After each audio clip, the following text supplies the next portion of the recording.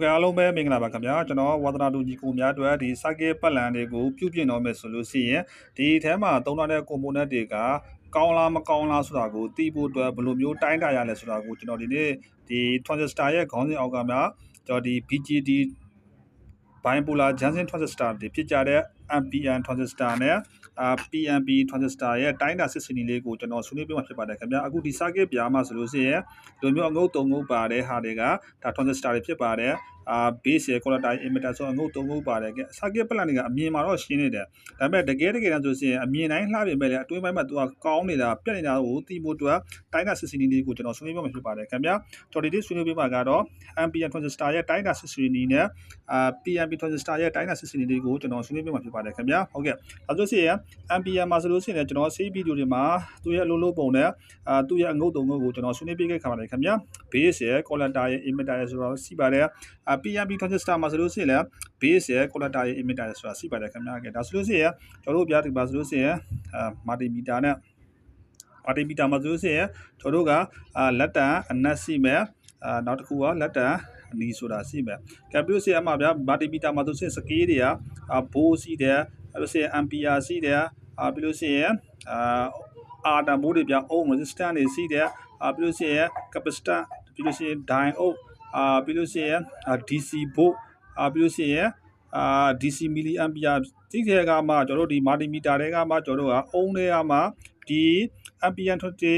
PNP တွေကိုစစ်ဆေးမှုအတွက်ကကျွန်တော်တို့က ohm scale တွေကမှ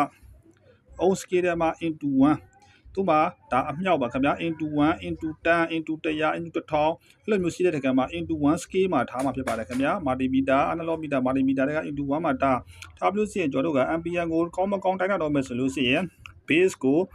လက်တံကျွန်တော်တို့ကလက်တံအနက်ထားမှာဖြစ်ပါတယ်ခင်ဗျာဒီ C နဲ့ E နဲ့ကိုကျွန်တော်တို့ကလက်တံအနီနဲ့ထားမှာဖြစ်ပါတယ်ခင်ဗျာကဲဒါဆိုလို့ရှိရင်လက်တံအနက်နဲ့အနီနဲ့ B နဲ့ B နဲ့ C နဲ့တိုင်း base ကိုအနက်ထောက်မယ်ဒါဆိုလို့ရှိရင်ကျွန်တော်တို့B နဲ့ C နဲ့တိုင်းမီတာလက်တံတက်ရမယ်ပြီးလို့ရှိရင်ကျွန်တော်တို့ B နဲ့ E နဲ့တိုင်း B နဲ့ E နဲ့တိုင်း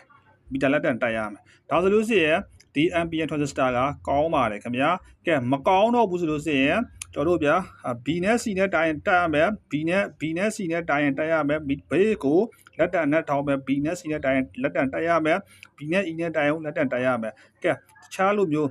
C နဲ့ E နဲ့တိုင်းတယ်ပြီးလို့ရှိရင်B နဲ့ E နဲ့တိုင်းတယ်ပြီးလို့ရှိရင် B နဲ့ C နဲ့တိုင်းတယ်ဒီလိုတွေပါလိုက်တက်နေမယ်ဆိုလို့ရှိရင်တော့ဒါဒီ NPN transistor ကမကောင်းတော့ဘူးဒီကောင်တွေကမတက်ဘူးဒီ B နဲ့ C နဲ့ပဲတိုင်းရင်တက်တယ် B နဲ့ E နဲ့ပဲတိုင်းရင်တက်တယ်ဆိုရင်ကောင်းတယ်ဒါတွေကဘလို့ပဲတိုင်းမတက်ရဘူးဒါတွေပါလိုက်တက်နေပြီဆိုလို့ရှိရင်ကတော့ဒီကောင်မကောင်းတော့ဖြစ်ပါတယ်ခင်ဗျာဟုတ်ကဲ့ဒါဆိုလို့ရှိရင် NPN transistor လေးကိုနားလည်မယ်လို့ထင်မိပါတယ်ခင်ဗျာဟုတ်ကဲ့ကျေးဇူးတင်ပါတယ်ခင်ဗျာကျွန်တော်နောက်အခုဆိုရင်ဗီဒီယိုကနည်းနည်းစီဝရတဲ့ကြောင့်မလို့နောက်ဗီဒီယိုမှာဆိုလို့ရှိရင်ကျွန်တော် PNP transistor ရဲ့ပြီးလို့ရှိရင်ဒီမှာစီးတဲ့ဒီ diode တွေရဲ့စစ်စစ်နီးလေးတွေရဲ့ capacitor ရဲ့စစ်စစ်နီးလေးတွေကိုကျွန်တော်ထပ်ပြီးတော့ဆွေးနွေးပြမှာဖြစ်ပါတယ်ခင်ဗျာဟုတ်ကဲ့ကျေးဇူးတင်ပါတယ်ခင်ဗျာ